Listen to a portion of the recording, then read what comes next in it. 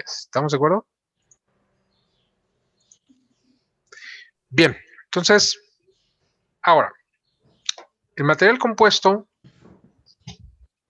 sus propiedades, claro, estamos hablando cuando hablamos de propiedades, de lo que estamos analizando aquí, que es un comportamiento mecánico. Entonces, claro, cuando hablo de las propiedades, normalmente comportamiento mecánico o las propiedades que tengan que ver con el comportamiento mecánico. Entonces,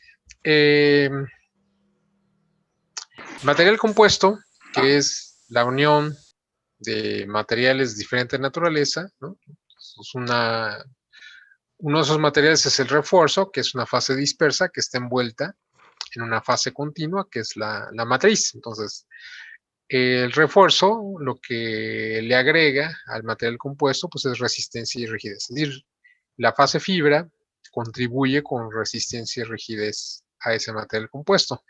Y la fase matriz, pues normalmente es un material menos resistente, menos rígido, pero más dúctil. Entonces le agrega esa característica al material compuesto. Pero, obviamente,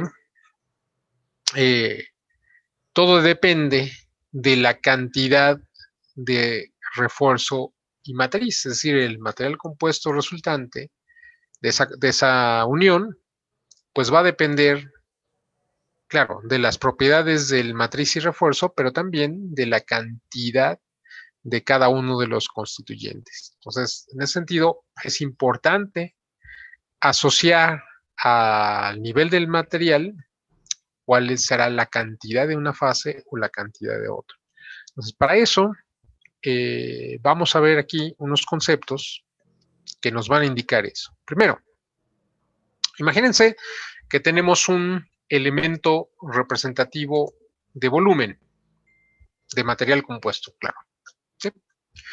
Entonces, en ese elemento representativo de volumen del material compuesto, habría una parte de ese volumen, o sea, un volumen, que corresponde a la fase del refuerzo.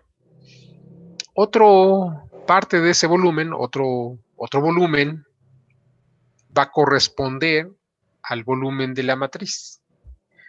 Y como estamos analizando un material que normalmente puede existir en la realidad, pues entonces hay defectos. Entre los defectos más comunes son los poros. Entonces, una parte del volumen de ese elemento representativo, pues va a corresponder a los poros.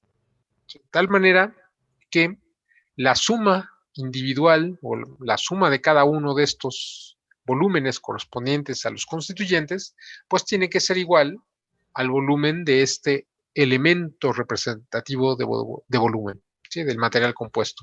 ¿Sí se entiende hasta aquí? Entonces, esta V, entonces, representa volúmenes, V minúscula, y el subíndice representa a qué corresponde. C, si es del compuesto, F, si es el refuerzo, M, si es la matriz, o P, si es la porosidad. Entonces, hay un balance, digamos, estamos en un balance aquí, del volumen, pero también hay un balance de masa. Aquí tenemos el masa. Ese elemento representativo de volumen de material compuesto, pues es una masa total que va a corresponder a la masa del material compuesto. Pero igual, esa masa va a estar dividida, es decir, una parte de esa masa corresponde a la masa del refuerzo, otra parte va a corresponder a la masa de la matriz. ¿Y alguien me explica qué pasó con la masa del refuerzo, de los poros, perdón? Como son espacios, no tienen masa. No, bueno, ¿qué tal si es aire? El aire sí tiene masa.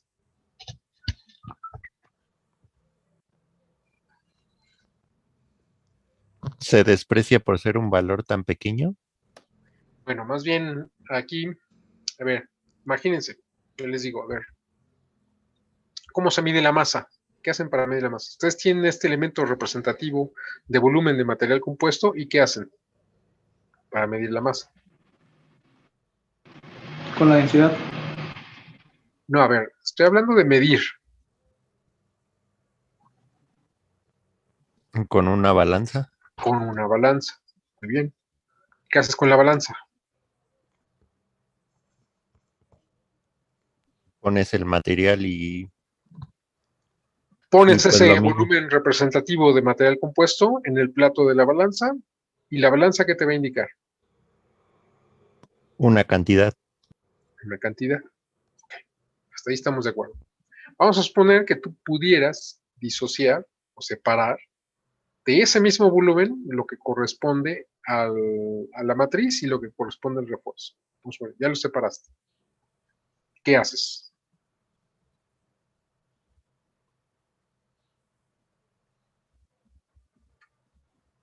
Una parte de ese volumen representativo va a corresponder al refuerzo, otra parte va a corresponder a la matriz y otra parte va a corresponder a los polos. ¿Qué harías con eso?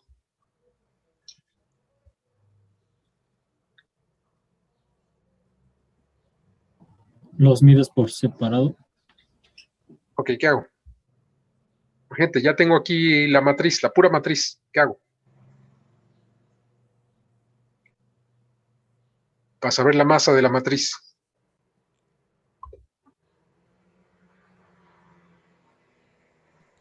La pesamos y Pues la después... ponemos en la balanza, ¿verdad? Y la balanza nos va a arrojar, ¿qué?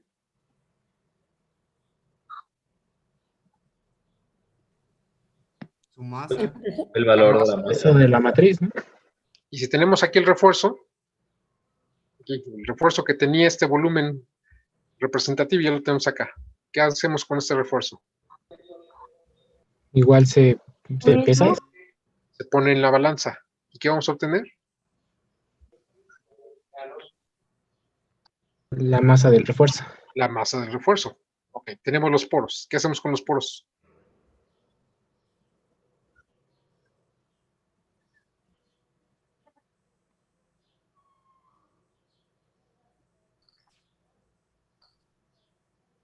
Suponiendo que los pudiéramos tener aquí, ¿qué haríamos con esos poros? Pues, de igual forma, los pondríamos en el plato de la balanza. ¿Y cuánto van a pesar? Una cantidad muy mínima. ¿No? A ver, otra vez. Vamos a suponer que yo quiero pesar toda la columna de aire que hay arriba de la balanza. ¿Cuál es la masa de toda la columna de aire? Cero. Nada. ¿Por qué cero? Bueno, no es cero. ¿Cuánto me va a indicar la balanza? Cero. Cero. Pero sabemos que no es cero.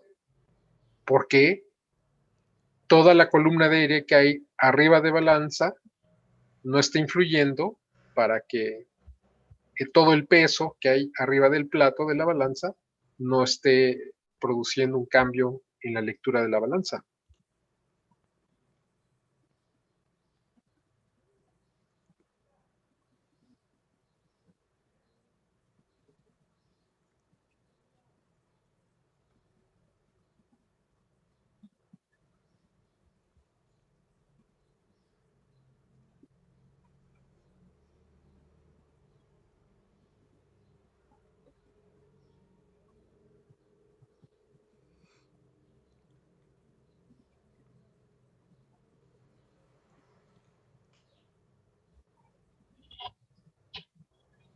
Ya es como yo tengo un decímetro cúbico de agua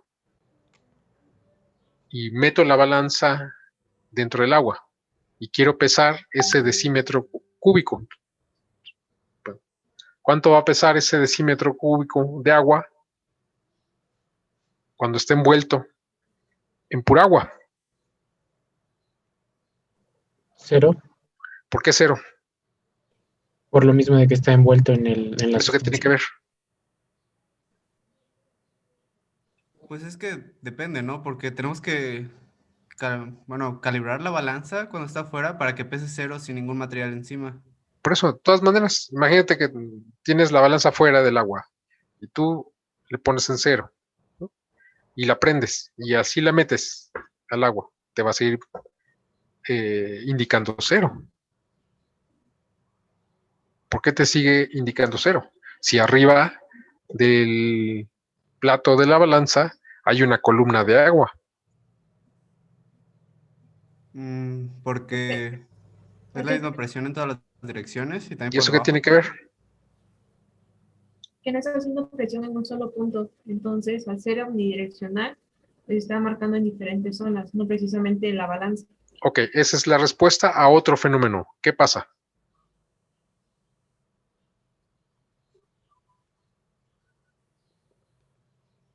O sea, ¿por qué la columna de agua que hay encima del plato no me indica nada? No me influye en la medición.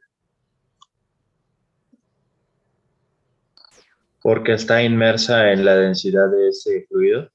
Porque está inmersa en el fluido. ¿Eso qué tiene que ver?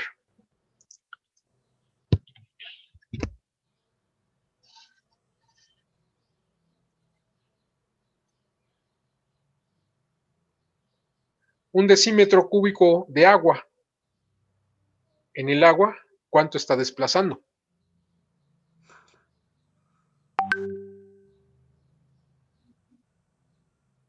¿Qué volumen de agua está desplazando un decímetro cúbico de agua?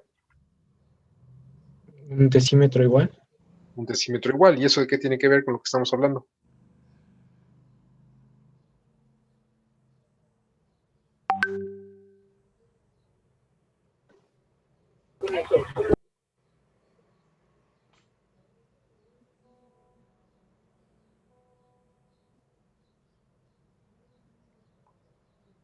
O sea, si yo tengo un cuerpo sumergido dentro de otro,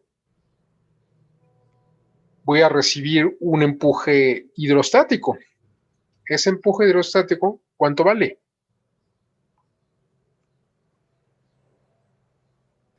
Vale el peso del fluido. El peso del fluido desplazado. Es decir, ¿cuál es el empuje que estaría recibiendo por el agua un decímetro cúbico de agua?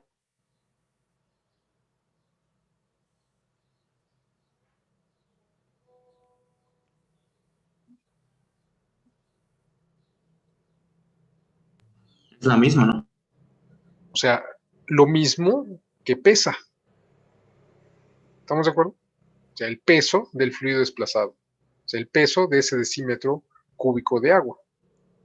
Entonces, el empuje recibido por el agua circundante de ese decímetro cúbico de agua, pues es el mismo peso. Entonces, no significa que no haya masa, sino significa que registra la balanza cero porque está recibiendo un empuje igual al peso, a su peso. ¿Sí estamos de acuerdo? Entonces, ¿cuánto pesa el aire dentro del aire? Pues no lo podemos medir. No influye en la medición. Entonces, ¿cuánto está recibiendo de empuje hidrostático los poros en el aire? Porque estamos midiendo esta probeta o estos materiales en el aire. Pues lo mismo, por lo tanto, no se va a registrar eso en la balanza. ¿Sí? ¿Cuánto pesa? Pues sí, hay una masa arriba de del plato de la balanza, hay una columna de aire o una columna de agua, pero esa columna está recibiendo un empuje hidrostático que es equivalente a su peso. Por lo tanto, no va a influir en la balanza. Entonces, por eso, nuestra ecuación se queda de esta manera. ¿Sí? Ok, entonces, bien, esto es a nivel de un elemento representativo de volumen, pero tenemos que pasar a un parámetro porque todos estos, tanto el volumen de compuesto como la masa del compuesto, dependería de la cantidad o de la dimensión del volumen. Si yo tuviera otro elemento representativo de volumen del doble, pues ese volumen sería el doble y esta masa sería el doble. ¿Sí estamos de acuerdo? Entonces quiere decir que analizar estos parámetros como tal, pues no me indicarían algo sobre el material. Sin embargo, si relacionamos los volúmenes de refuerzo, de matriz, de porosidad, o la masa de matriz o la masa de refuerzo con el volumen total o el volumen total de ese elemento representativo de volumen o de la masa de ese elemento representativo de volumen. Y entonces sí, aunque yo tuviera un elemento representativo del doble de ese volumen, entonces esas relaciones serían las mismas.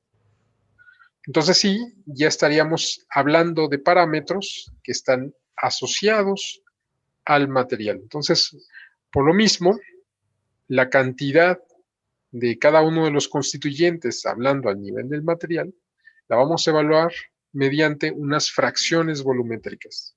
Entonces, aquí tenemos 3.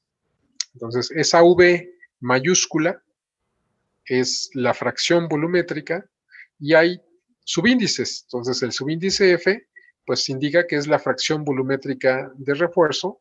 El subíndice M significa que es la fracción volumétrica de matriz. Y el subíndice P son los poros.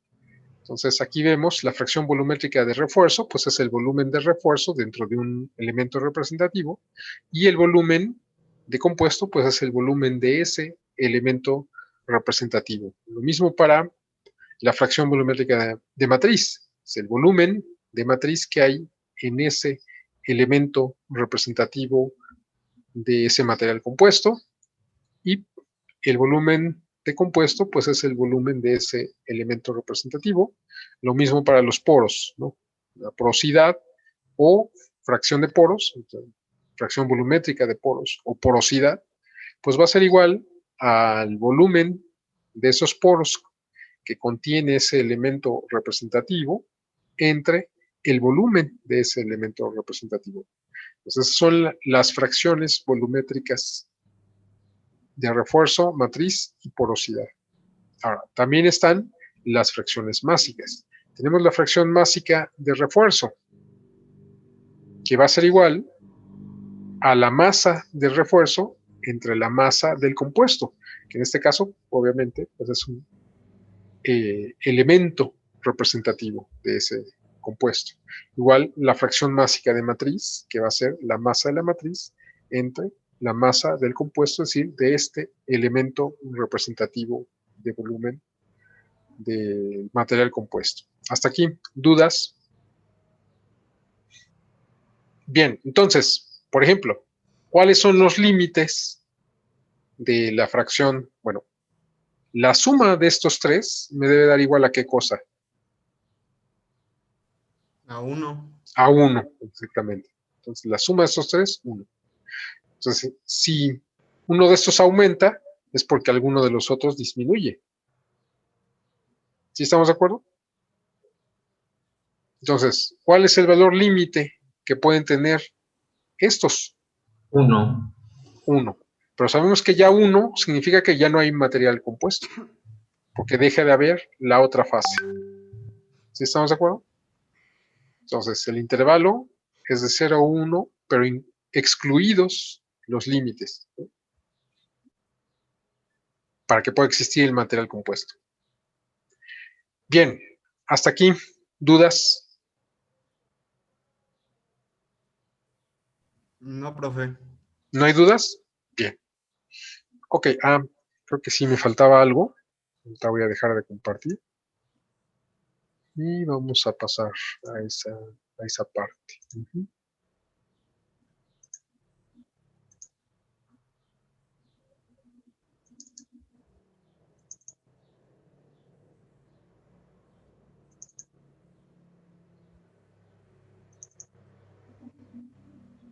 Entonces, les hablaba yo de que están, bueno, los refuerzos en muchas ocasiones tienen una presentación de tela.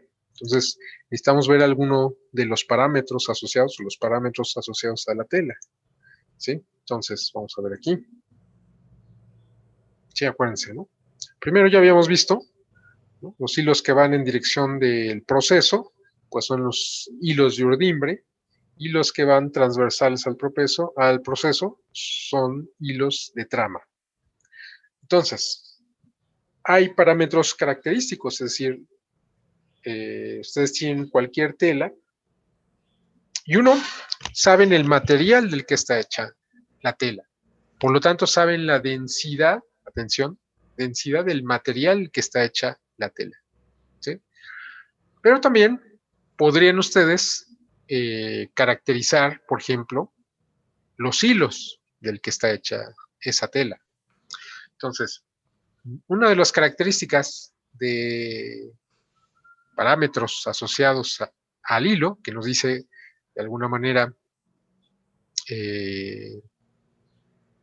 cuánto material hay en el hilo, eso es los gramos por kilómetro, o sea, la masa por unidad de longitud, que en sistema internacional es esta unidad que se llama el TEX, ¿sí?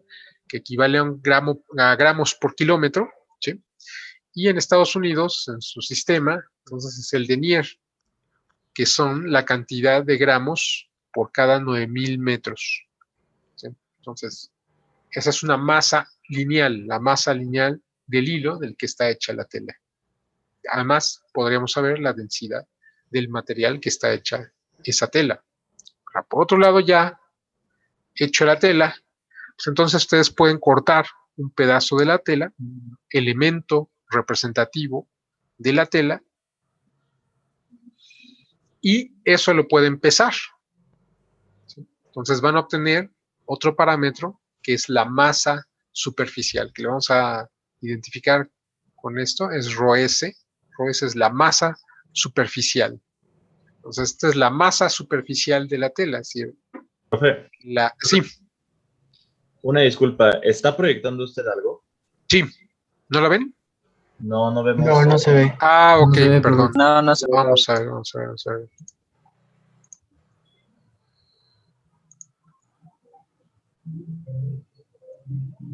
¿Ya lo ven? Ya, profe. Ok, entonces vamos a ponerlo en grande. ¿Sí? Entonces, aquí tenemos, para el hilo, unos parámetros importantes es la masa por unidad de longitud, que en el sistema internacional es esta unidad que se llama el TEX, que equivale a gramos por kilómetro. Y en Estados Unidos, ese mismo parámetro se mide, o es la unidad que existe, es el denier, que son la cantidad de gramos por cada 9,000 metros. Y ya para el caso de la tela, entonces es la masa superficial, es uno de esos parámetros. Ustedes pueden tomar un elemento representativo de esa tela, cortar un pedazo de esa tela, saben la superficie que abarca ese pedazo, ¿sí? Y ese pedazo lo pueden pesar, ¿sí? Ese pedazo de tela, lo pesan y saben la masa. Y haciendo la relación entre la masa y la superficie, lo que van a obtener es la masa superficial, una cantidad de masa por unidad de superficie. Y otro parámetro que les indica qué tan pequeña, por ejemplo, es la celda unitaria del tejido, ¿sí? Es el número de hilos por pulgada. ¿Sí? ¿Qué es el número de hilos por pulgada? Es el número de hilos, tanto de urdimbre como de trama, ¿sí? Que hay en una pulgada cuadrada o en un centímetro cuadrado. De tal manera que es número de hilos por pulgada cuadrada o por centímetro cuadrado. ¿Sí? Entonces, ustedes toman un elemento representativo de tela, ¿sí? Entonces cuentan el número de hilos que hay en una pulgada cuadrada, es decir, se toman un pedazo de una pulgada por una pulgada y cuentan el número de hilos de urdimbre y el número de hilos de trama. Y esa cantidad de hilos la dividen entre la superficie, que en este caso es una pulgada cuadrada. Claro, obviamente pueden tomar un pedazo mucho más grande y cuentan el número de hilos y lo dividen entre la superficie de ese pedazo. ¿Sí se entiende? Entonces, esa va a ser la masa superficial. Perdón, el número de hilos por pulgada cuadrada o centímetro cuadrado. ¿Sí? Entonces, estos dos parámetros les van a arrojar características de la tela. La tela puede tener una masa superficial o varias telas del mismo refuerzo pueden tener masas superficiales diferentes, o el número de hilos por pulgada cuadrada puede ser diferente, ¿sí? Aunque sea del mismo material. Lo que van a tener en común, si es el mismo material, es que la densidad del que está hecho esa tela, pues esa sí va a ser un parámetro constante. Eso lo vamos a ver después para qué nos sirve. Bien, hasta aquí, ¿dudas? ¿No? Bueno, ok. Entonces, esas propiedades, como el material compuesto es la unión, ¿dónde estoy? Sí, aquí. Entonces, como el material compuesto es la unión de matriz-refuerzo, entonces, dependiendo de la cantidad de cada uno de esos constituyentes, pues así va a ser las propiedades. Es decir, si el material compuesto tiene una fracción volumétrica de refuerzo alta, quiere decir que las propiedades del material compuesto se van a parecer al del refuerzo. Por el contrario, si este material compuesto tiene una fracción volumétrica de matriz relativamente alta, pues entonces quiere decir que las propiedades de este material compuesto se van a parecer al de la matriz. ¿Sí estamos de acuerdo? Ahora, nosotros estamos analizando aquí el comportamiento de materiales compuestos poliméricos para aplicaciones estructurales. Entonces, ¿qué nos interesa para un material con aplicación estructural?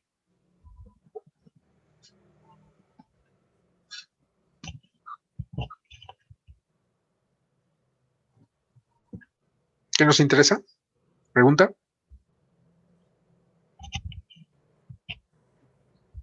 Que tenga buenas propiedades mecánicas. Por eso. ¿Qué nos interesa? ¿Qué propiedades nos interesan para un material de aplicación estructural? La resistencia.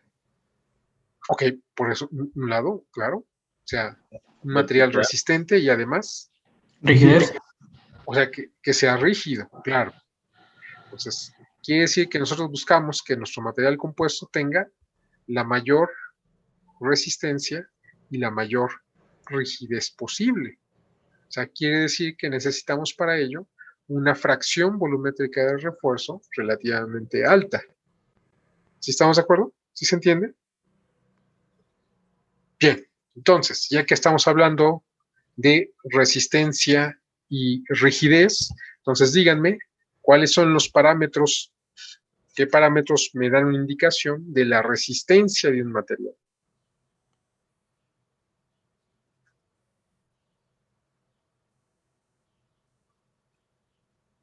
¿Sería la zona lineal de la curva esfuerzo de formación? A ver, otra vez. Tenemos un diagrama esfuerzo de formación. O sea, estamos en un plano. ¿Sí estamos de acuerdo? O sea, estamos en un plano definido por qué y qué.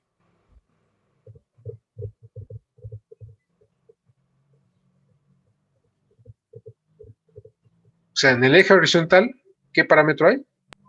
La deformación. La deformación. ¿Y en el eje vertical, qué tenemos? El esfuerzo. El esfuerzo, ok. Entonces, ahora sí, explíquenme qué es la resistencia en términos de estos parámetros que acabamos de analizar.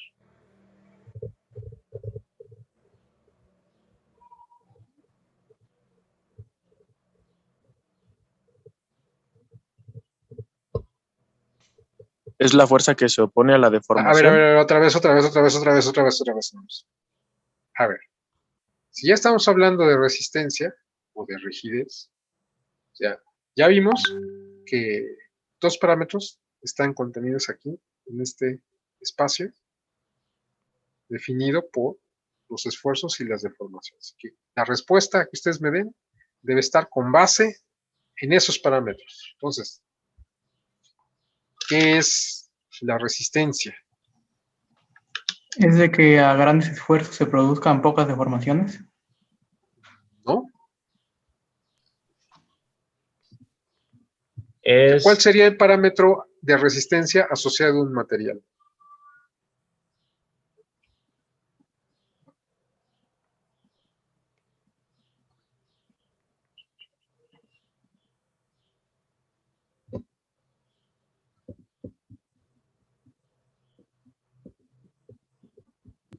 Sería el área de la sección otra lineal vez. elástica, que sería un medio de la ¿Eso qué es? del esfuerzo por la deformación. Y el esfuerzo ¿Y sería eso qué es? la ¿Esa resistencia. área? No. Ah, Es la capacidad de los cuerpos de deformarse, no, mejor dicho, de no deformarse aplicando una deformación mayor. A ver. Sí, a ver, vamos a... Es que... Digo, este escenario se presenta todos los semestres, ya se volvió cotidiano para mí, pero, es decir, representa un problema muy fundamental, porque, es decir, vamos a suponer, ustedes quieren diseñar una estructura, ¿y qué función hace la estructura? Soportar cargas. Ok, soporta cargas. ¿Cómo sabes que va a soportar las cargas que le estás imponiendo?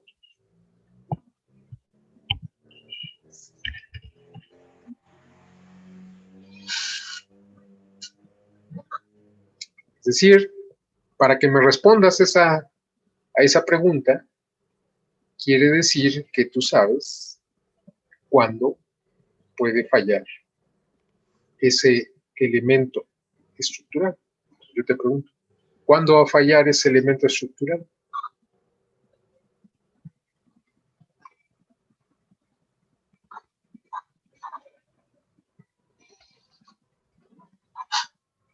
El elemento estructural es la combinación de dos cosas.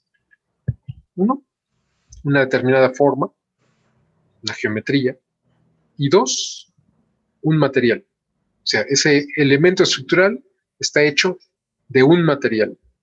Entonces, si la forma se mantiene constante, ¿qué es lo que te va a indicar cuándo ese elemento estructural va a fallar?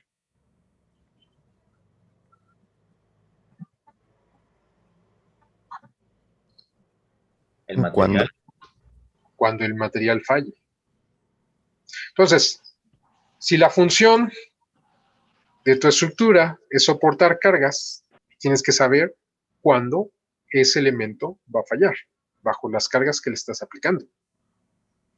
Pero eso va a depender de en qué momento el material va a fallar. Entonces yo les pregunto ahora, ¿cuándo va a fallar el material? Cuando se deforme o se ¿Qué fracture. parámetros del material me van a decir la falla del material?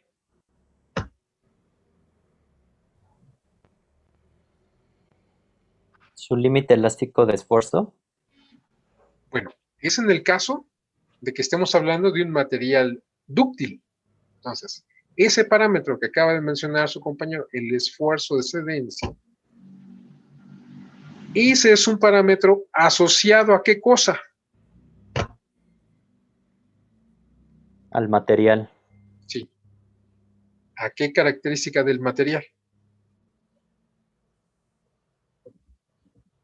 O sea, todo esto surge por dos parámetros. ¿Cuáles son los dos parámetros? El esfuerzo y la deformación. No, la resistencia y la rigidez, porque empezamos todo este debate, más bien todo este análisis, a partir de que necesitamos saber qué es la resistencia y qué es la rigidez. ¿Sí estamos de acuerdo? Entonces yo me tuve que ir al nivel de un elemento, ¿sí?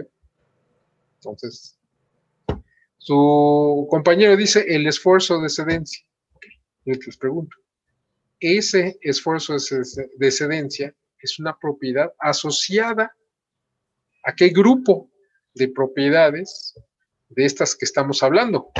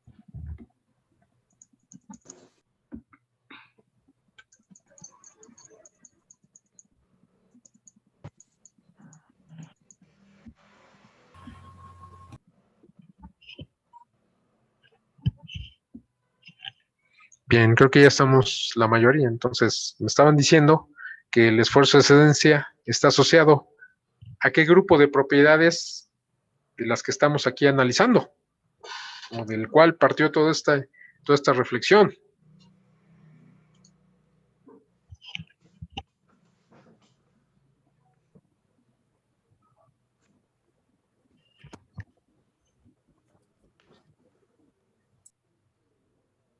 ¿A la rigidez del material? No. O sea, yo empecé, o sea, esta respuesta que su compañero me dijo del esfuerzo de excedencia, o sea, ¿qué pregunta que yo hice condujo a esa respuesta? Que yo pregunté, ¿cuándo falla el material? Y él me respondió, cuando llega el esfuerzo de excedencia. Okay. Pero la pregunta que yo hice de ¿cuándo falla el material? Derivó de que analizamos cuándo falla la estructura. ¿Sí estamos de acuerdo? Entonces, bien, entonces el esfuerzo de excedencia, pues sería un parámetro asociado ¿a qué? ¿A qué? ¿A qué? ¿A qué? ¿A qué cosa?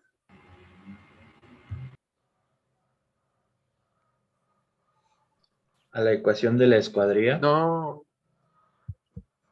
O sea, entonces estamos hablando de vigas, ¿eh? O sea, ¿La resistencia? a la resistencia, por supuesto.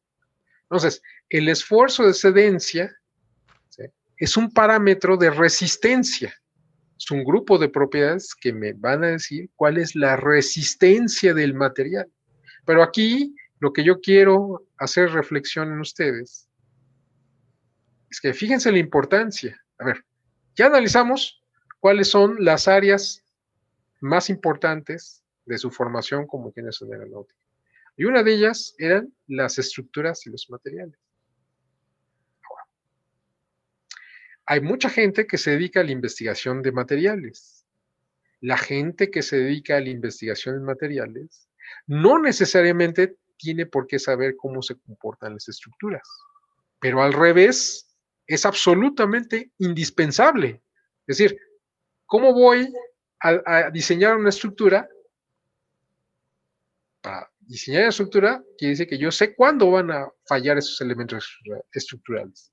Pero los elementos van a fallar cuando falle el material. Por eso necesito saber cómo se comporta el material. Es decir, una persona que vaya a diseñar, que vaya a hacer cálculos estructurales, que vaya a hacer análisis estructural, que vaya a hacer investigación en estructuras, necesariamente tiene que saber de comportamiento de materiales.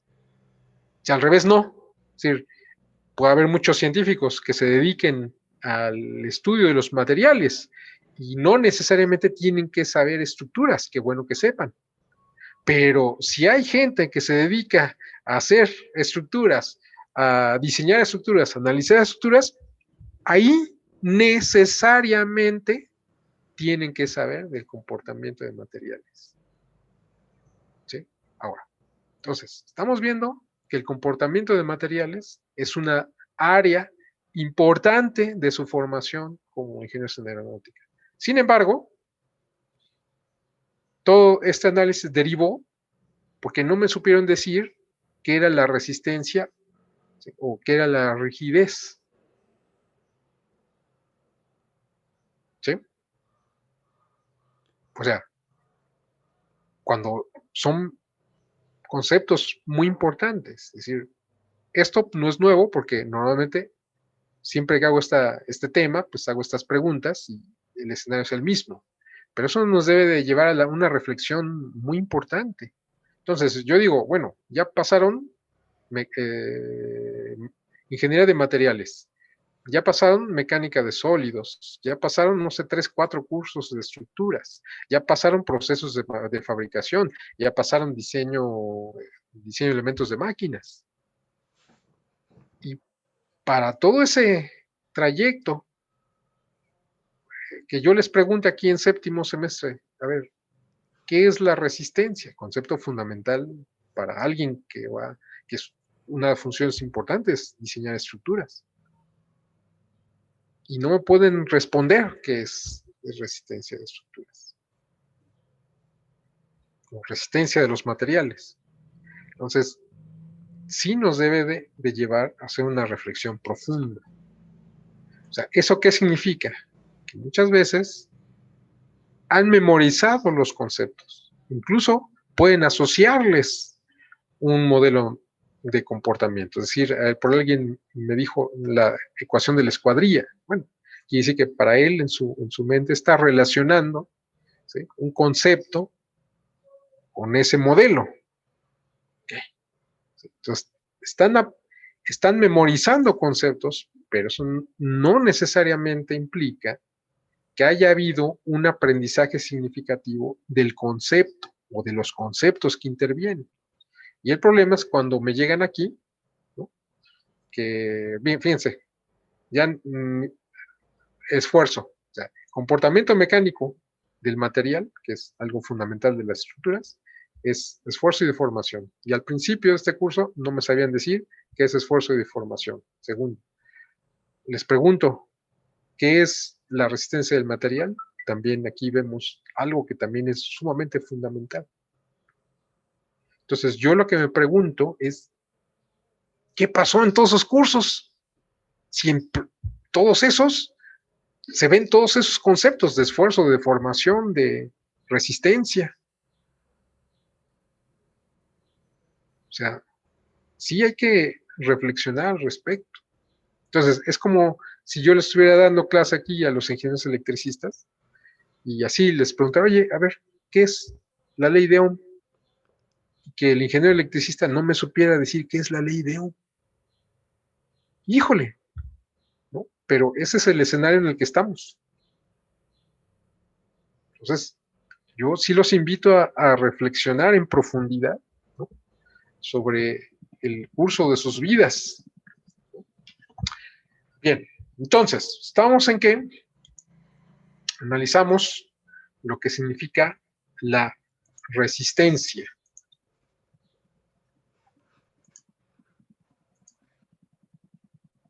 Entonces, ya vimos un parámetro de resistencia. Ok, un parámetro de resistencia. Entonces, su compañero habló de el esfuerzo de excedencia. Claro, pero el esfuerzo de excedencia solamente aplica a los materiales que se comportan de una manera dúctil. Su compañero estaba asumiendo que el material que yo estaba pensando era un material dúctil. Ok, entonces vamos a ver. ¿Qué características tiene un material dúctil? Que puede tener grandes deformaciones. Nada más grandes deformaciones.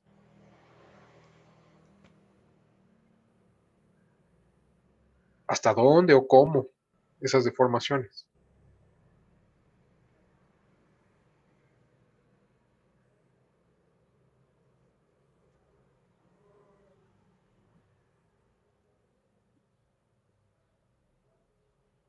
Entonces, material dúctil, hay un esfuerzo de cedencia. Cedencia. ¿Qué es la cedencia? A ver, díganme.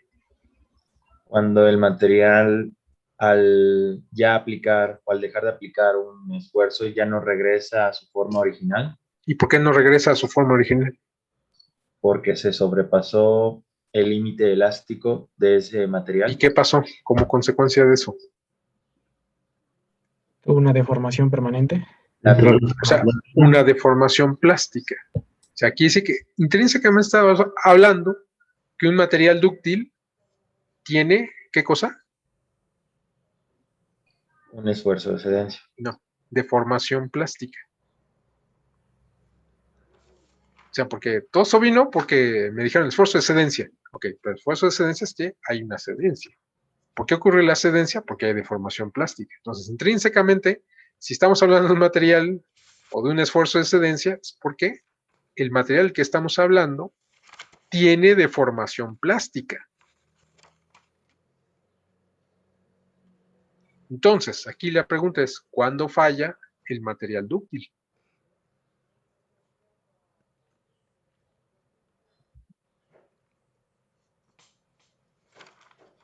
O sea, la respuesta a esa pregunta son las propiedades ¿cuáles?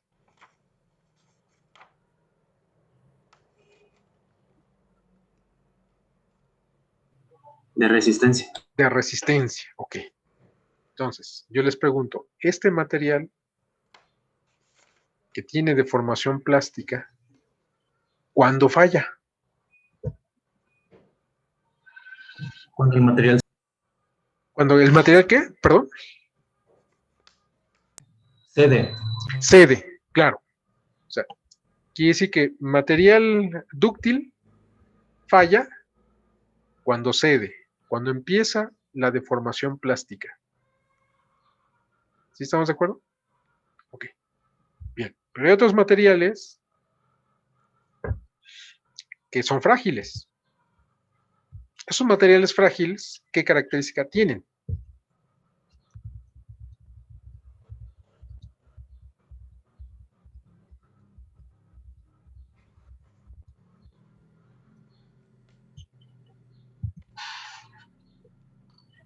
Que no tienen, ¿No tienen qué? no tienen punto de cedencia o es muchísimo menor. ¿Por qué no tienen punto de cedencia? Porque se rompen antes de formarse. O sea, porque no tienen deformación plástica. Prácticamente no tienen deformación plástica. Entonces, si no tienen deformación plástica, ¿cuál es el parámetro de resistencia asociado a estos materiales? ¿Qué le pasa al material? Entonces,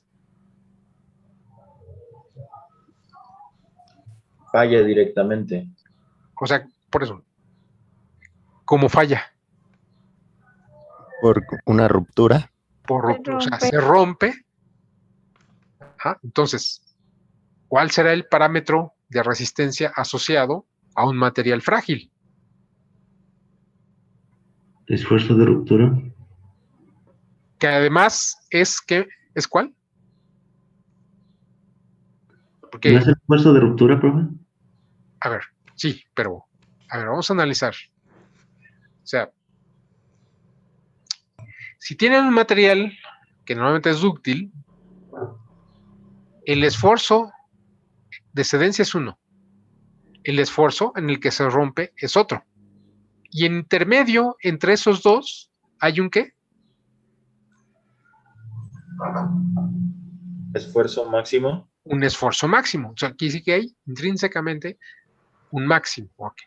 Vamos a ver. En el caso de un material frágil quiere decir que no tiene deformación plástica. No tiene esfuerzo de cedencia.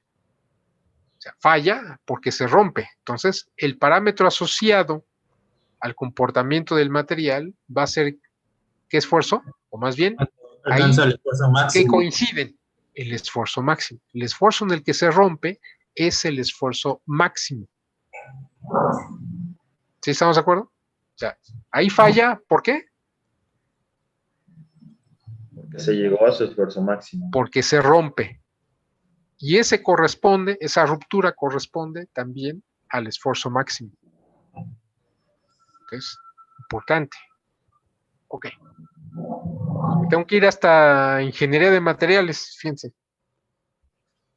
Ok, entonces, ya sabemos cuáles son los parámetros asociados a la resistencia del material. Entonces, hay que distinguir bien. Si es un material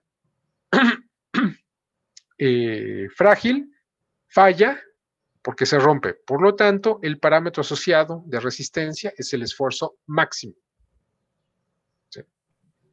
Si es un material dúctil, falla no porque se rompa, falla porque cede, porque empieza la deformación plástica. Entonces, el parámetro de resistencia asociado a un material dúctil será el esfuerzo de cedencia. ¿Estamos de acuerdo? Ya vimos entonces los parámetros asociados a la resistencia. Bueno, vamos a ver los parámetros asociados a la rigidez. ¿Cuáles van a ser los parámetros asociados a la rigidez? La inercia. La rigidez.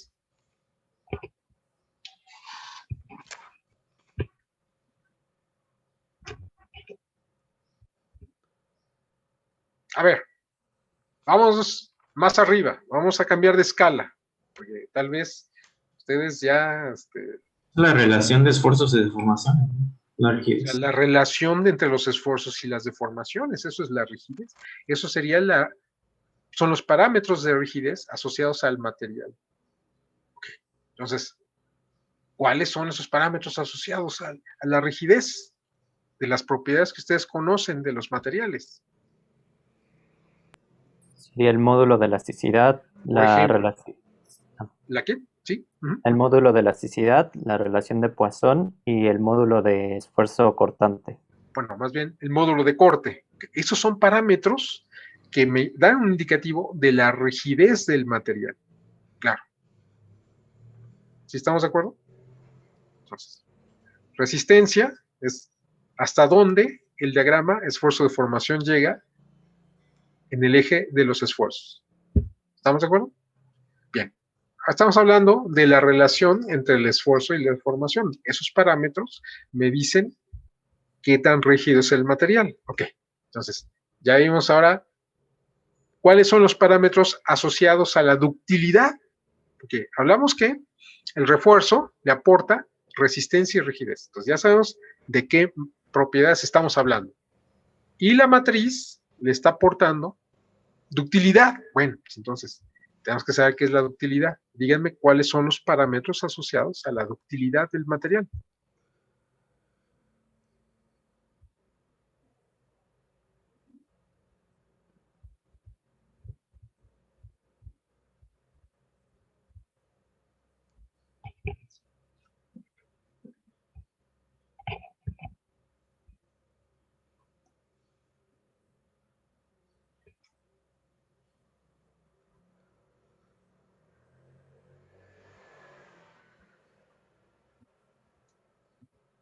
Pues su tenacidad. A ver, la tenacidad es función de qué cosas. ¿Qué es la tenacidad? ¿Habíamos visto? Eso fue la clase pasada. Y la capacidad de impacto, la capacidad de absorber la energía. Claro, pero ya estamos hablando en términos más formales. Ya estamos teniendo como referencia un espacio que es esfuerzo y deformaciones. Entonces, ¿qué es la tenacidad en términos de esos parámetros? El área bajo la curva de la... El área bajo la curva del diagrama. Ajá. ¿Yo qué les pregunté? Sobre la ductibilidad. La ductilidad. ¿Cuáles son los parámetros asociados a la ductilidad? O sea, cuando ustedes decían, porque en ingeniería de materiales hacen ensayo de tensión, en procesos de manufactura hacen ensayo de tensión, y después creo que en mecánica de materiales también hacen ensayo de tensión. A ver. Entonces sería la resistencia a la resistencia. A ver, ¿qué? ¿Cómo? La resistencia. ¿La resistencia? No, ya vimos que la resistencia son unos parámetros. Yo tengo que ver, yo te le estoy preguntando qué es la ductilidad o los parámetros asociados a la ductilidad.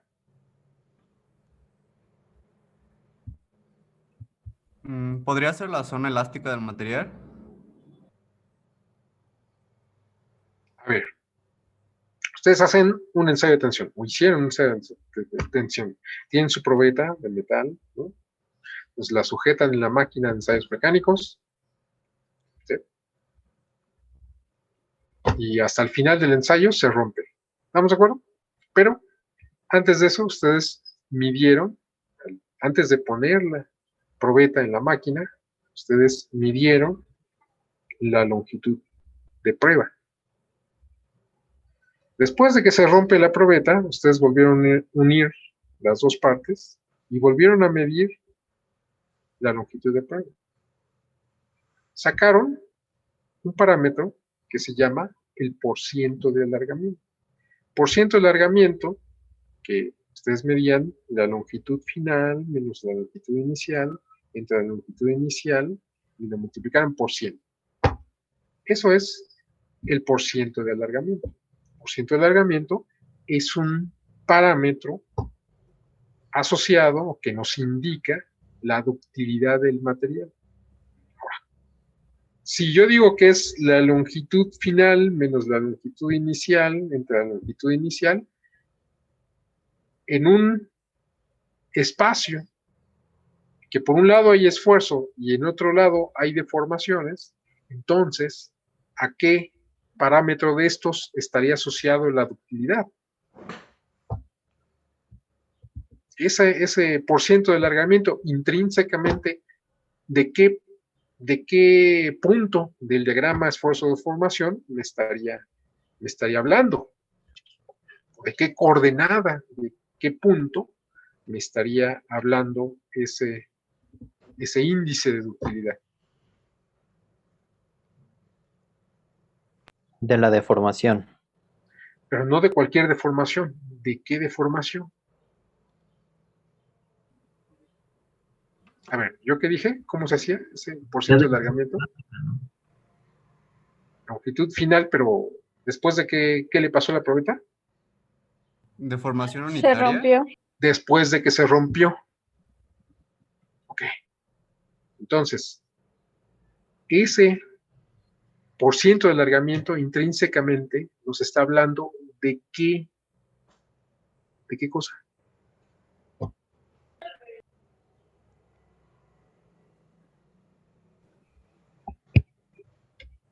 Porque si ese índice yo no lo multiplicara por 100, porque es un porcentaje, me estaría hablando de qué cosa. O sería un indicativo de qué cosa. Pues de cuánto se alargó, bueno, de cuánto creció la longitud respecto a la inicial. No, bueno, sí, la longitud de la probeta, pero ya estamos hablando del material. O sea, estamos hablando del diagrama de esfuerzo-deformación. Entonces, ya vimos que esto estaría asociado con la deformación. Ok. ¿De qué cosa estaríamos hablando?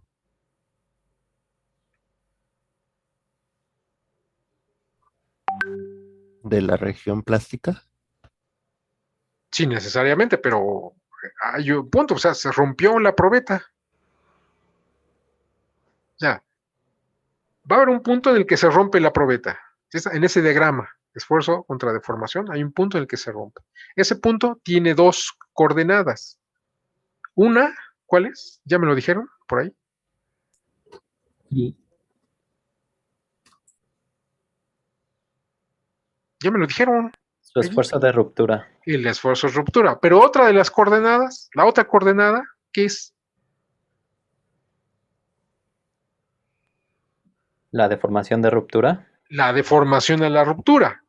Y si la ductilidad es un término que necesitamos asociar a la deformación, entonces, ¿de qué cosa estamos hablando? Cuando yo les digo del porciento de alargamiento.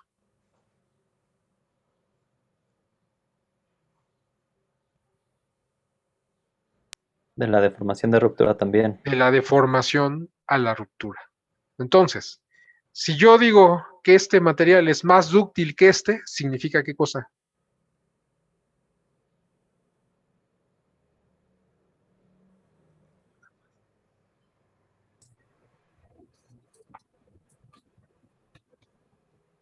Que su deformación a la ruptura es mayor.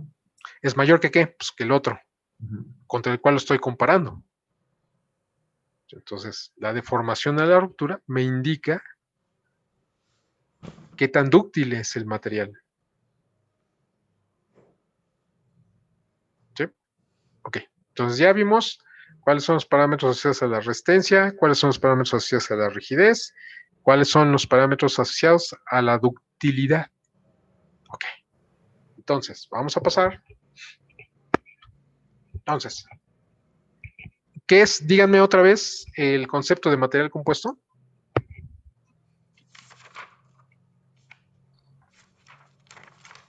Es la unión mecánica de una matriz y un refuerzo. Ok. Unión mecánica de una matriz y un refuerzo. ¿Qué le está agregando el refuerzo? Resistencia y rigidez a la matriz. Resistencia y rigidez al material compuesto. ¿Y la matriz? Ductilidad. Ok. Ok. Entonces, ya ahí nos dan muchas claves. Entonces, ya sabemos, por esa definición, que ¿quién va a ser más resistente? ¿El refuerzo o la matriz? El refuerzo. Refuerzo. O sea, ¿qué parámetro de resistencia es más grande en el refuerzo que en la matriz?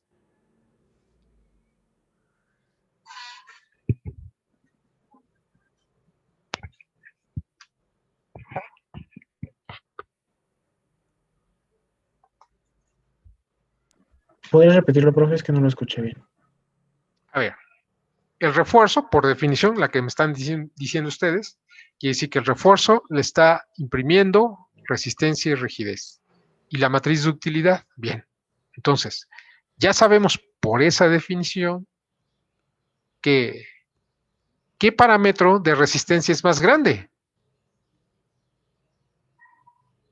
En términos de resistencia, si comparamos el refuerzo con la matriz. El esfuerzo máximo. ¿De quién?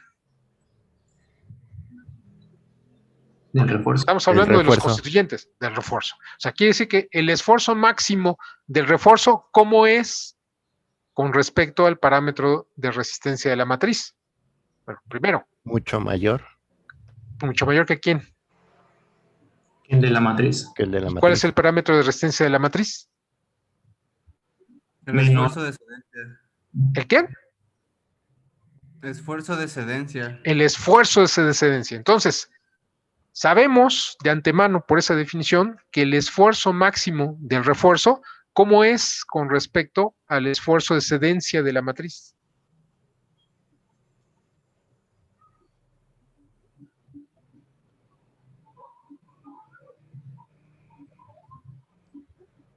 Mayor. Mayor, claro. Entonces sabemos que el diagrama de esfuerzo de formación del refuerzo, o sea, es más alto en el caso del refuerzo que en el caso de la matriz. Ahora, ¿qué más sabemos? Ahora, por el aspecto de la rigidez, ¿qué más sabemos del refuerzo en rigidez comparado con la rigidez de la matriz? ¿Qué sabemos? Puede ser más frágil. No, otra vez. Ya vimos lo que es la rigidez. Sí. Ya vimos lo que es la rigidez. ¿Cuáles son los parámetros asociados a la rigidez? Entonces, háblenme en términos de esos parámetros. Y yo lo que estoy haciendo es comparar, o quiero que ustedes me digan, cómo sabemos de antemano qué son esos parámetros entre el refuerzo y la matriz. Bien, ¿cuál sería el parámetro de la rigidez asociado al refuerzo?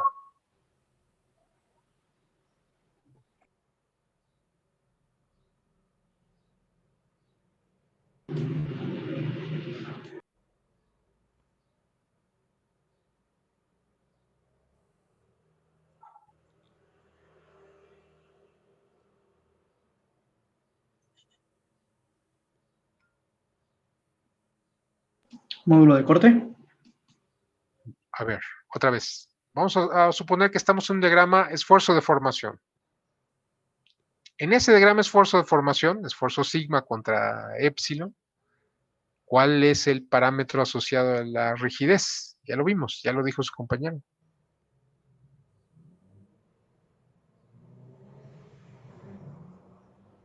El módulo de elasticidad. El módulo de elasticidad. Entonces, sabemos de antemano que si el refuerzo le está imprimiendo la resistencia y la rigidez al material compuesto, entonces, ¿cómo va a ser el módulo de elasticidad del refuerzo con respecto al módulo de elasticidad de la matriz? Va a ser mucho mayor. Va a ser mucho mayor, va a ser más alto el módulo de elasticidad del refuerzo que el de la matriz. Ahora, ya vimos el tipo de refuerzos. Entonces, vimos la fibra de vidrio, la fibra de carbono, la fibra de basalto, la de cuarzo. Todas esas normalmente son materiales frágiles, a excepción de la fibra de aramida, que ese es un polímero y es dúctil. Pero entonces, quiere decir que la mayoría de esos refuerzos, que son muchos, ¿sí? Vidrio, carbono, el cuarzo, el basalto, el boro, o sea, son materiales frágiles. Entonces, ¿qué sabemos? ¿Que van a fallar cuándo?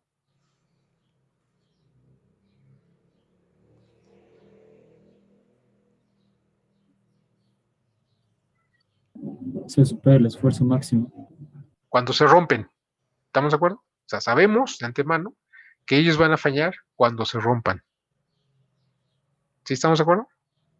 Y que además son resistentes y rígidos, pero son frágiles. O sea, ya también, si son frágiles, entonces, ¿cómo va a ser la deformación a la ruptura del refuerzo en comparación con la deformación a la ruptura de la matriz? Menor. Menor. Entonces, ya sabemos qué forma debe tener, o más bien, qué tan grande, cómo va a ser la forma del diagrama esfuerzo de formación de la matriz en comparación con el diagrama esfuerzo de formación del refuerzo. ¿Sí estamos de acuerdo? Bien. Entonces aquí, si nosotros estamos analizando materiales compuestos de aplicación estructural, bueno, lo que nos interesa es hacer un material compuesto resistente y rígido. Lo más resistente posible, lo más rígido posible, porque así la estructura será lo más resistente posible y la más rígida posible, que son características importantes en el caso de una estructura. Bien, entonces, del universo de refuerzos y del universo de matrices, aunque podamos acoplarlas, hacer combinaciones y acoplar muchas combinaciones de esas, no todas van a ser adecuadas para hacer un material compuesto estructural. Bien, entonces aquí tenemos que analizar cuál será un criterio de compatibilidad desde el punto de vista del material compuesto para aplicación estructural. ¿Sí? Entonces, aquí. Entonces, ¿la matriz falla cuándo? ¿Cuándo falla la matriz? Cuando supera su esfuerzo máximo. Cuando cede. ¿Cuándo falla el refuerzo? Cuando se rompe. Cuando se rompe. Ok, bien. Entonces, vamos a analizar posibles escenarios. Para ello, bien, tenemos este elemento representativo, bueno, allá. Tenemos el elemento representativo de volumen de un material compuesto reforzado con fibras. Van en la dirección X, esas fibras. Y esas fibras están envueltas en una matriz. ¿Estamos de acuerdo? Es un elemento representativo de volumen. Pero aquí al centro tenemos una celda unitaria. ¿Qué es una celda unitaria? La unidad más elemental que existe ¿De qué? en el material. Ok. Entonces, tenemos aquí otro elemento representativo, que es una celda unitaria, pero es el mínimo elemento representativo de este material. O sea, menos de eso, ya no tenemos material. Y lo vemos aquí. ¿Sí estamos de acuerdo? Más allá, pues podemos repetir varias de estas y sigue siendo representativo del material. Entonces, la celda unitaria es un volumen representativo del material, pero es el volumen mínimo. Entonces, aquí tenemos una fibra envuelta de matriz. Si yo repito esto al infinito, lo que obtengo es algo como este elemento representativo de volumen que tengo en la parte superior izquierda. Bien, entonces, este es otro, pero es la celda unitaria. Entonces, esta celda unitaria está formada por dos cuerpos. Un cuerpo que me representa la fase matriz y otro cuerpo que me representa la fase fibra. ¿Sí estamos de acuerdo? ¿Se entiende? ¿Sí? Ok. Entonces, vamos a analizar qué pasaría, o más bien, cuál sería el criterio que me permitiría decidir si una combinación de refuerzo y matriz es conveniente para hacer un compuesto de aplicación estructural. Bien, entonces ya vimos que el refuerzo, muchas veces, o la mayor parte de ellas, va a fallar cuando se rompe. Y la matriz, por su parte, va a fallar cuando cede. ¿Sí estamos de acuerdo? Hasta ahí. ¿Dudas? Bien, yo les pregunto, ¿cuándo va a fallar el material compuesto? Cuando uno de los dos falle. Cuando alguno de los dos falle. Muy bien. Ok. Entonces, tenemos dos posibilidades. ¿Cuáles dos? Más bien tres. Que falle. Uno podría ser de que los dos fallen al mismo tiempo. Ok, ese es uno. El otro, el refuerzo falla antes que la matriz, y el otro que la matriz falla antes que el refuerzo, ¿no? Antes del refuerzo. Tenemos tres escenarios. Ok, yo les pregunto, ¿cuál de esos tres escenarios es más favorable?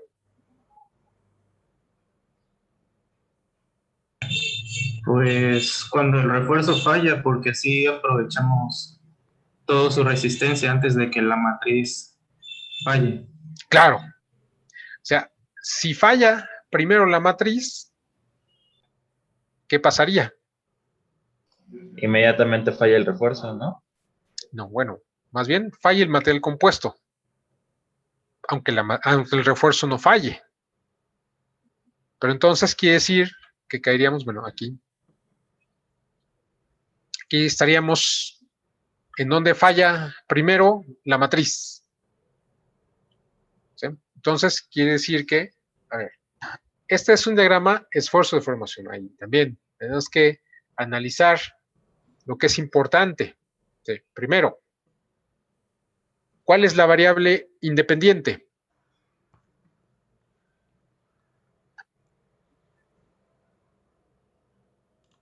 ¿La del esfuerzo? No.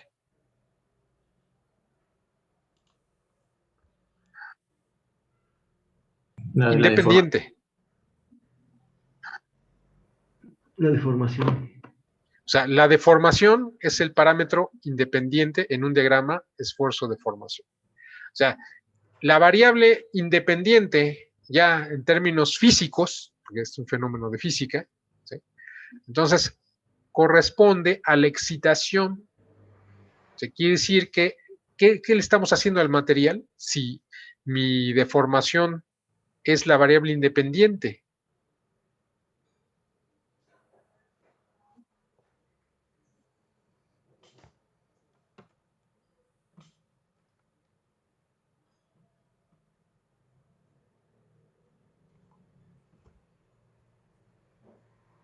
Entonces, ¿qué le estoy haciendo al material Si yo pongo un diagrama de esfuerzo contra deformación, eso significa que yo, ¿qué le estoy haciendo al material? Una prueba mecánica. Sí, pero ¿qué le estoy haciendo? Le está deformando. O sea, le estoy imponiendo una deformación. Y si mi variable dependiente es entonces el esfuerzo, entonces, ese esfuerzo, ¿qué es? Ya.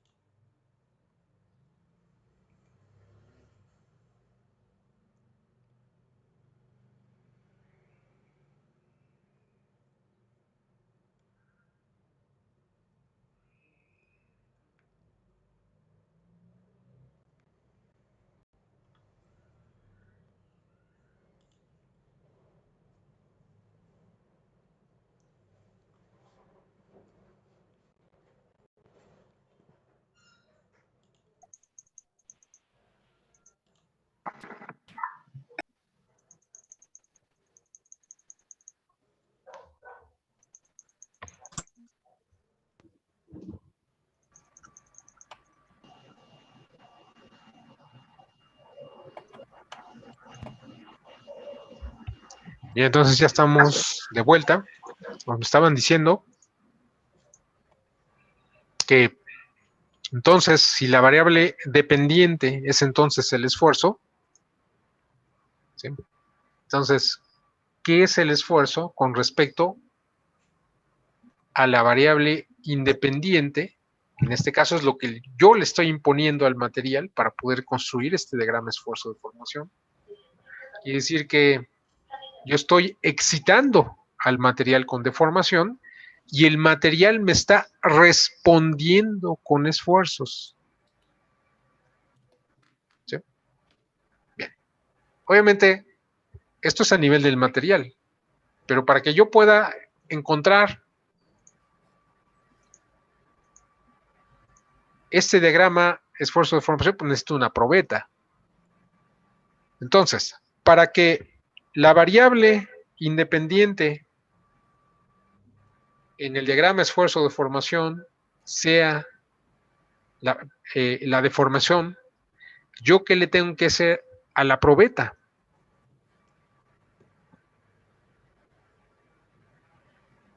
Añadirle cargas conforme el tiempo. No. O sea, ¿qué es la deformación? O sea, mi variable independiente es la deformación. ¿Qué quiere decir? Que yo tengo que excitar al material deformándolo. ¿Okay? Pero para que yo pueda construir este diagrama, necesito una probeta. Entonces, ¿qué le tengo que hacer al material del que está hecha la probeta? Tengo que basar en la definición de la deformación. ¿Qué es la deformación? Ya lo vimos. ¿Un desplazamiento? No. Eso ya lo vimos. ¿Qué es la deformación? ¿Un cambio geométrico en el material? No. Eso ya lo vimos hace no sé cuánto, pero hace como 2 clases. Ya necesitan estudiar sus notas, ¿eh? Porque no veo que estén estudiando. ¿Qué es la deformación? ¿El cambio de longitud? No. No, La la relación relación entre- ¿La los relación entre qué? desplazamientos y las dimensiones. Y las dimensiones del objeto. Ok. Entonces, si la deformación es la relación entre los desplazamientos y las dimensiones del objeto, ¿sí? Y yo lo que necesito es hacer que en el material se produzca una deformación, ¿qué le tengo que hacer a la probeta? ¿Aplicar una carga? A ver. Pues En la medirla, definición de deformación, ¿hay carga? pues medirla, ¿no, profe? Medir la longitud inicial. No. A ver, o sea, necesito que se centren en lo que estoy preguntando. Es como si yo les pregunto de las manzanas y ustedes me responden con peras, no. O sea, me tienen que responder en términos de las manzanas. Entonces, estamos viendo que para construir este diagrama, yo lo que necesito es excitar al material deformándolo. Ok. La deformación es la relación entre los desplazamientos de un objeto, de un cuerpo, en este caso puede ser la probeta, y las dimensiones. Entonces, ¿qué le tengo que hacer a la probeta para que en el material de la probeta se deforme? ¿Qué le tengo que imponer a la probeta?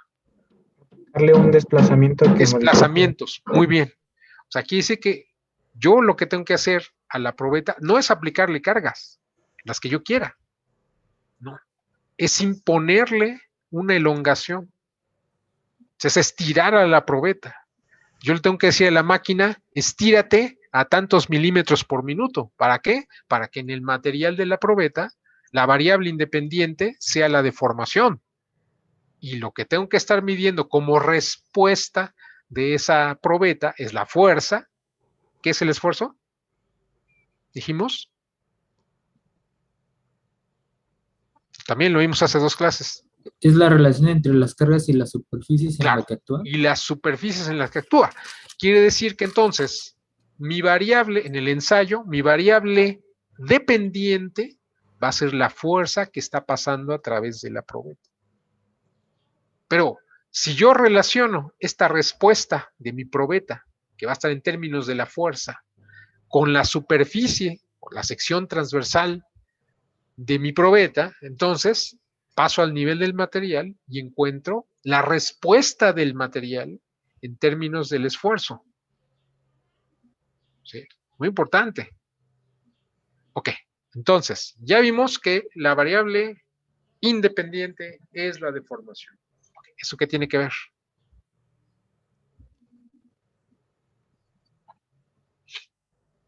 Entonces, ¿yo qué estoy, cómo estoy excitando al material?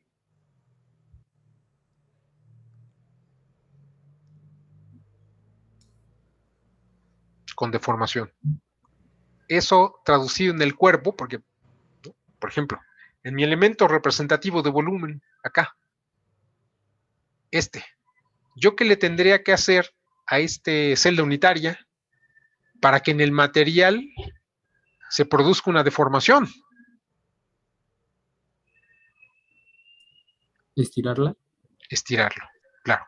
Imponerle un desplazamiento, una elongación. Ok, ¿eso qué tiene que ver? Bueno, pues justamente, entonces quiere decir que aquí la secuencia en la que ocurren los eventos está determinada por la variable independiente, o sea, por la deformación.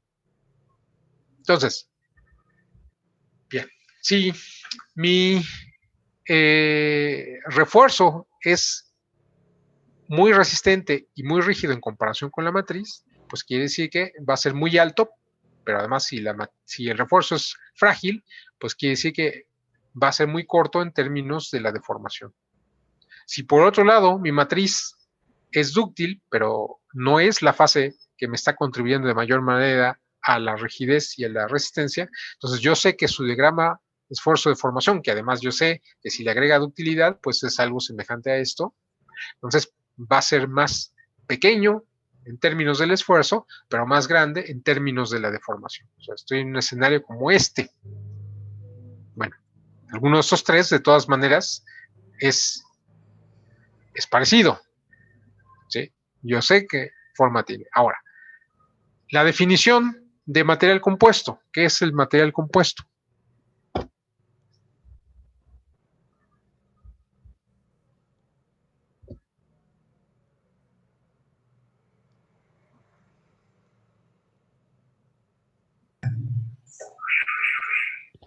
Es la combinación de una matriz con un refuerzo. Ok. ¿Cómo es esa combinación? ¿Cómo es la interacción entre la matriz y el refuerzo? Mecánica. Es mecánica. Ok, muy bien. Ahora, si yo quiero reconstruir, pues vamos a suponer que quiero ensayar este elemento, esta celda unitaria. Entonces, Imagínense que yo quiero construir el diagrama esfuerzo de formación de este material compuesto. ¿Sí? ¿Qué le tengo que hacer? Ya me dijeron. ¿Imponerle qué? Desplazamiento. O sea, a la celda unitaria le tengo que imponer un desplazamiento. Yo sé que se va a producir ¿qué cosa? O sea, como respuesta de esta celda unitaria a ese desplazamiento, ¿qué se va a producir? Una deformación. No, a ver, ¿qué estamos hablando? O sea, acuérdense, tenemos que tener presente quién es la variable independiente. Entonces, yo lo que tengo que hacer es que la variable independiente en el material sea la deformación. ¿Pero para qué? La variable independiente en el material sea la deformación. Entonces yo al cuerpo, es decir, a mi celda unitaria, ¿qué le tengo que hacer? ¿Tengo que imponer qué cosa? Ya me dijeron. Un desplazamiento. Ahora, como respuesta a ese desplazamiento, ¿qué va a pasar? ¿Qué se va a producir? ¿Un esfuerzo? No. Una deformación. A ver, otra vez. Estamos aquí a nivel de la celda unitaria. A la celda unitaria yo le tengo que poner un desplazamiento para que en el material del que esté hecha la celda unitaria se produzca una deformación. Ahora, como respuesta a esta elongación, a este desplazamiento que le tengo que imponer a la celda unitaria, se va a generar ¿qué cosa? ¿Esfuerzos? A ver, otra vez, es que... Una fuerza interna. Una fuerza. La respuesta de la celda unitaria es que se va a generar una fuerza. ¿Sí estamos de acuerdo? Ahora, si hay una interacción mecánica entre la matriz y el refuerzo, o sea, ¿cómo va a ser el desplazamiento? O sea, imagínense que yo le impongo un desplazamiento en dirección de X a la celda unitaria. Si efectivamente hay una interacción mecánica, entonces, ¿cómo va a ser el desplazamiento al cuerpo, en el cuerpo, que me está representando la fase fibra, y cómo va a ser el desplazamiento en el cuerpo que me está representando la fase matriz?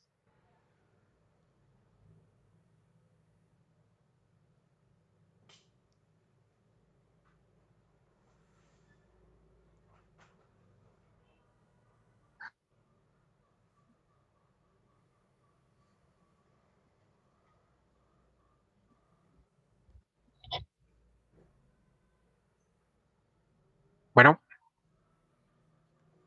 Serían distintos. No. No. Si hay una interacción mecánica, pues es que están pegados. Y si yo le impongo un desplazamiento a la celda unitaria, entonces, ¿cómo es el desplazamiento en el cuerpo que me representa la fase fibra y cómo es el desplazamiento que me representa la fase matriz? En la misma dirección. No, claro, en la misma dirección, pero ¿cuánto? ¿De la misma magnitud? La misma magnitud. Pues igual. O sea, quiere decir que ahí yo puedo establecer una primera ecuación que me dice que el desplazamiento de toda esta celda unitaria, por ejemplo, digamos, delta X, va a ser igual al desplazamiento en X que sufre esta fase fibra, o el cuerpo que me representa la fase fibra, y va a ser igual al desplazamiento en X que está sufriendo el cuerpo que me representa la fase matriz. Ahora, si esta fase matriz y esta fase refuerzo tienen rigideces diferentes, entonces, resultado de ese mismo desplazamiento, ¿qué se van a generar en cada uno de estos cuerpos?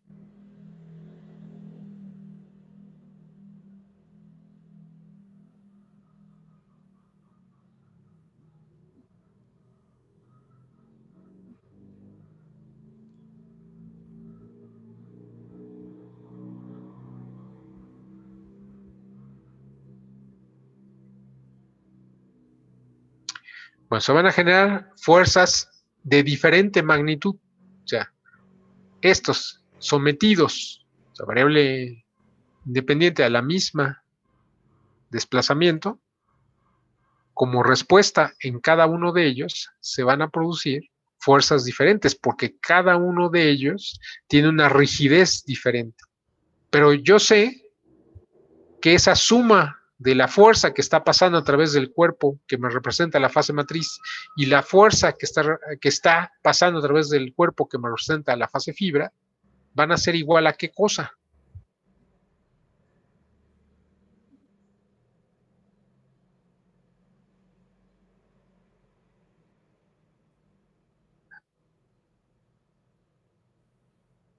A ver, ¿qué dijimos? ¿Cuál es la respuesta de esta celda unitaria cuando le impongo una elongación, un delta X a esta celda unitaria? ¿Cómo responde la celda unitaria? Con una fuerza interna. Con una fuerza. Ok. Esa fuerza, si este elemento estructural está formado a su vez por dos cuerpos, entonces, esa fuerza, ¿qué está haciendo?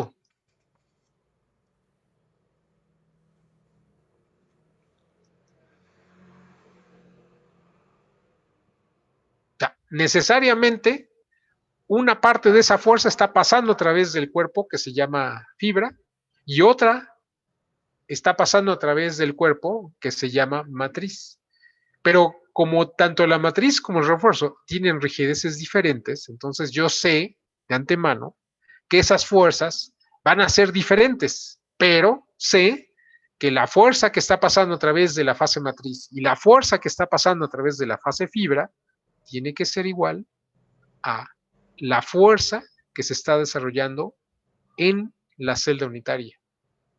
Entonces ahí puedo establecer una segunda ecuación.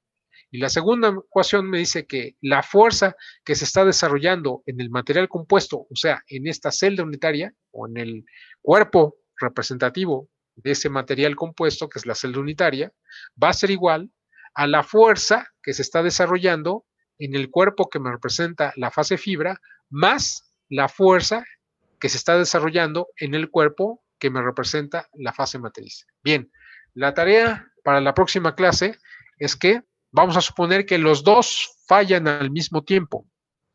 Tanto matriz como refuerzo fallan a la misma deformación. Entonces, para ese caso, van a obtener ustedes una ecuación que me diga cuánto va a ser el esfuerzo en el material compuesto al momento de que falla. ¿Sí? Bueno, entonces nos vemos la próxima clase. Cuídense, estudien, porque no veo que estén estudiando. ¿Sí? Entonces, igual, les repito, si consideran que no tienen los elementos para cursar con éxito, ahorita están a tiempo de darse de baja.